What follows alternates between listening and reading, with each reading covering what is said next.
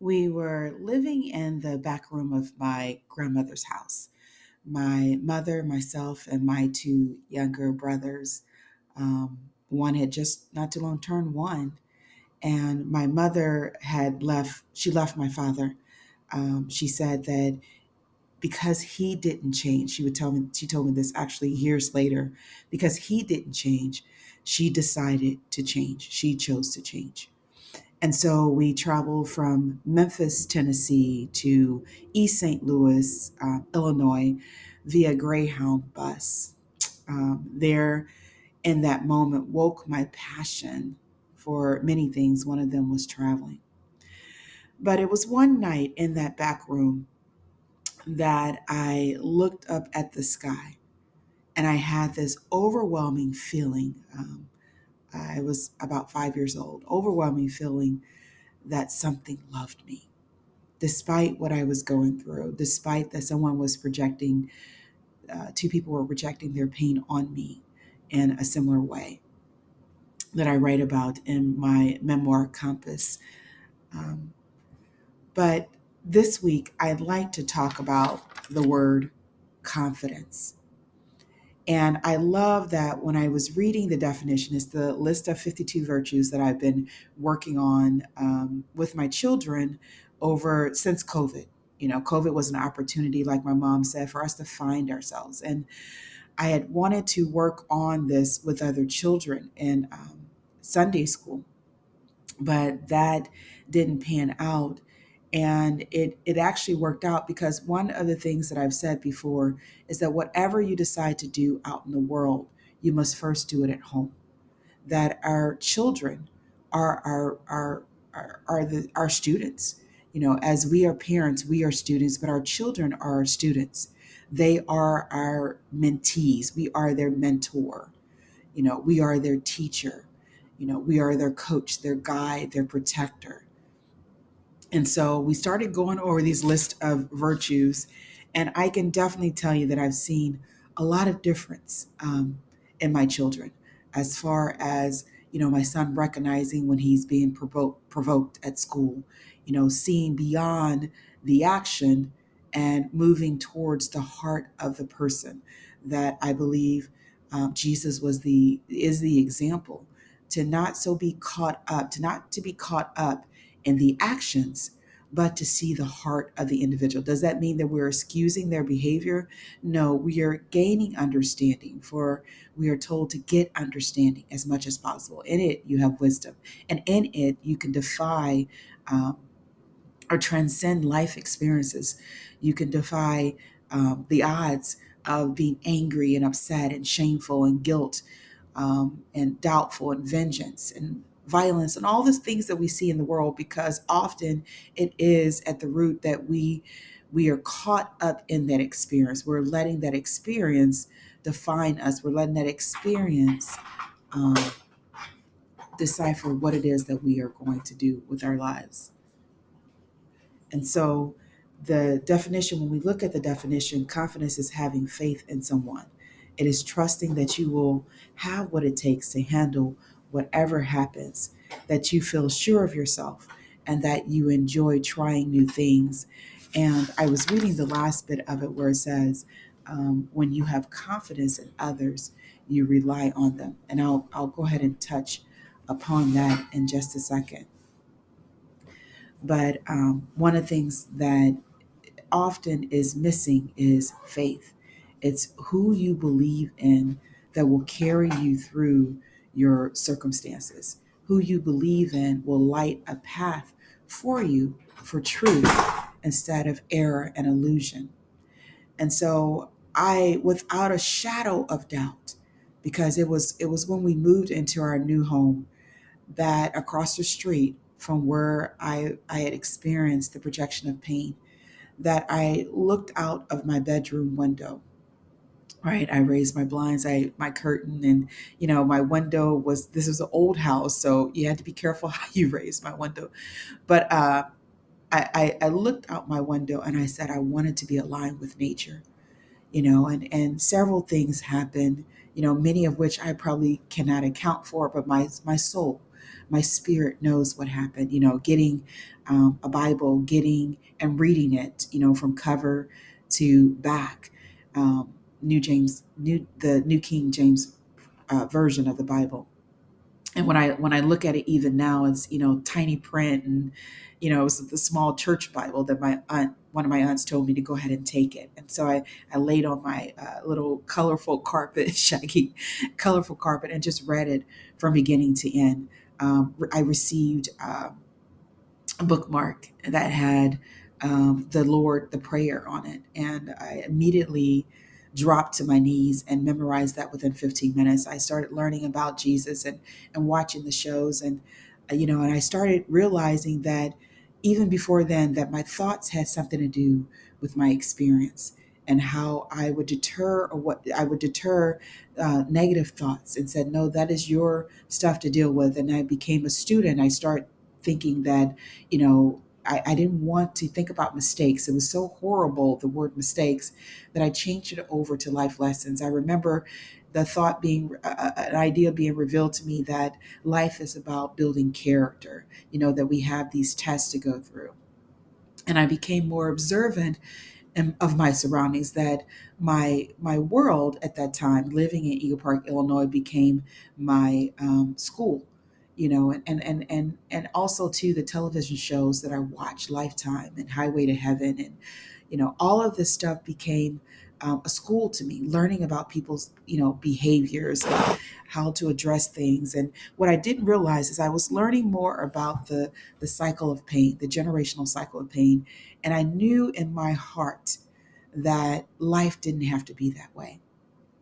And the more and more I think about it, we keep um, ourselves in captivity, not realizing that we are free, not realizing that Jesus paid the price, not realizing that he came here to give us life more abundantly, not realizing that he said that because you believe in me, the things that I do, you will do greater than what I do. Not realizing our power, and even so realizing it, not using it to the best of our ability, our brain, and how it is in connection with this higher power, this intelligence. But confidence is solely, to me, a lot of it is built on faith, believing that you can achieve what it is that you are here to do. And it's in our childhood, often what we want to cover up because of the pain that we experience, that we often cover up those gifts and talents. We cover up that faith, that genuine faith, that curiosity, that purpose, that this part of us that knows exactly what we're here to do and how to do it. The part of us that believes not in just that doesn't solely believe in what we see, but believe in what we feel, what we know that is true to us, to the core of our being. That even though we don't see it, we know that it is right. We know that it is possible. We know that much of what we need to do is believe in it. Um, and that's what happened as a child. I started believing that God had faith in me to go through what I experienced, and that he if he has faith in me to do that, then he has faith in me to do other things. And I think that's how I didn't minimize what I experienced. I just didn't solely focus on it. That I didn't make it a priority in my life, because often you hear people say, well, it wasn't, it wasn't as bad as I thought, and it could have been worse. And I think that is a way people often think that you're minimizing what you went through. Well, is it really minimizing what you went through, or is it putting it in a perspective that I know what happened? Every cell of me knows what happened. Is it putting it in a perspective that it doesn't control me, that I know, but I'm not going to allow it to take the best part of me, my life? And I believe that as we heal from the inside out, because I that it is a spiritual healing, it is recognizing who you are, recognizing what you have. You have access to this infinite intelligence and passing it on. That's what makes me life worth living is I get to pass on these lessons that I've learned. I get to pass on this faith and this being that had created us all, to be for family. I get to pass this on to my children. And I believe having faith, as my son have often shared and my daughter have shared their dreams and, literally their dreams at night of what they're having and being, I believe, talked to because, next thing you know, they experience what happened. But I believe being talked through their dreams and how a blessing it is and having them to rely on that I believe that's where their confidence comes from. And knowing my son said when he was going through experience at school and experiencing bullying and foul language, that he said, Mom, I feel protected. And in that protection, he was able to look at people and to say, shake his hand no when they said something, that it was inappropriate. That confidence in being able to tell someone to stop bullying you, that confidence to share with his parents, this is not the right environment for me. That if you love me, you will put me in a good environment so that I can grow. Both of our children saying that, being able to speak to their parents about things that they don't like, about their concerns, about what I feel God has given them, being able to share that. And I know that's the environment that I strive to set up. That's the environment that I believe I came from, that our mother being able to talk to us. And it's amazing what we help our children do if we allow them to have their voice, if we allow them to speak what they feel is right inside of them, if we allow them to express themselves creatively in their art. My children, one of the persons that projected their paint on me was a great artist, or is a great artist. I haven't been in contact with them, but can you imagine if I was still holding on to that pain, not being able to be there for my children, to buy Play-Doh, to get them clay, to have them go to classes, to inspire them, empower them to draw, that healing that takes place, that confidence that builds up, that empowers them, that I have a gift, that I can utilize this gift in the world. And that's how I'm going to make my living. And that no matter what someone says to me, I know what I know. And I think that's what confidence is. We sum up is that I know what I know, and that's what I'm going to act on. That I may get down sometimes, I may lose a little faith, I may misplace my faith, but I know what I know, what I know. And I'm going to rely on that. I'm going to see that. Now, another part of this is that I said that you had the definition of confidence is that you have faith in others, is that you rely on them. And there is a place in the Bible that says that not to have faith in men, not to have faith in people, because as you know, emotions and feelings sometimes get the best of them. I mean, that's what you're talking about when we have this generational cycle of pain, that often people allow their experiences to define them, that they are a monster, that they are a child molester, that they are a violent person, that they are whatever it is. It's an identity that they have put on themselves, that they have allowed others to put on them, and they become it, although superficial, because I believe that nothing takes place of who we really are at the core of who we are. But the faith that we have is not, the confidence that we have is not in people, but it's the confidence again in what we know, and the higher power that he controls everyone. It's the confidence that things will work out together for good for those that love God and are called according to his purpose. That we don't rely on people, we rely on God to work through people. So if I could change that confidence, that's what I would change it to. I just think that confidence, again, is about encouraging our children to speak, to act from their truth. It's listening to them, it's encouraging them to do the activities that they're here to do, that purpose, buying the materials that we need, taking time to listen to them, to look at the videos that, the creative, my son's, his art videos, look at the cooking videos when they feel inspired to do something, to meet them, at that, to meet them. My children often are inspired to cook, to draw, to go places. And that builds confidence because it says, you are heard. I hear you. You have a voice.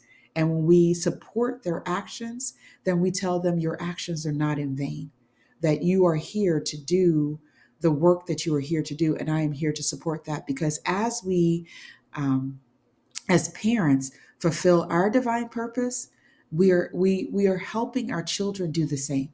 When we listen to them, when we are there for them, we help them to do the same. And so we yes, we do have doubts, we do have fears occasionally, but it doesn't mean that you have to live in it. We don't have to continue to live in darkness when we feel dark, when we feel less hope. But we have to daily reach out to this infinite intelligence and say, hey, you know me. You know this path. Guide me. Show me the way. Bring me the resources. And over again, money has showed up. Over and over again, people have said things. Over and over again, my children, songs I've heard, actions, experiences that I've had have shown me that I am not alone. And when you feel like you are not alone, when you know that you are not alone, there in it lies confidence. Confidence in a higher power that knows everything, is everywhere, knows the best decisions to make, that you can rely on it and not just yourself, not just your abilities, but it to provide the way, it to um, to cover the details, to take care of the details, it to make things happen. So confidence is knowing that you know what you know. And what do you know? What do you really know at the core of yourself? Have you spent time asking those questions and spending time encouraging your children to ask those questions? It's not about laying your belief on them. It is about helping them to remember who they are, what made them, what created them, what actually created them beyond the belly, the uterus, beyond, you know, the fertilization of the egg. What are they here for? Who can they rely on to show them the way, to show them the right way, the truth? How can they see their experiences differently than making them bitter? There are too many children that are committing suicide. There are too many adults still committing suicide. One is enough. And I believe it's the loss of hope that we have. Truth has not left us. Often we leave it. And my goal, my mission is to help us return to it, because in it lies our truth. In it lies our purpose. In it lies every virtue that we are, that we have access to. In it lies the way to break the generational cycle of pain and to create a generational cycle of love.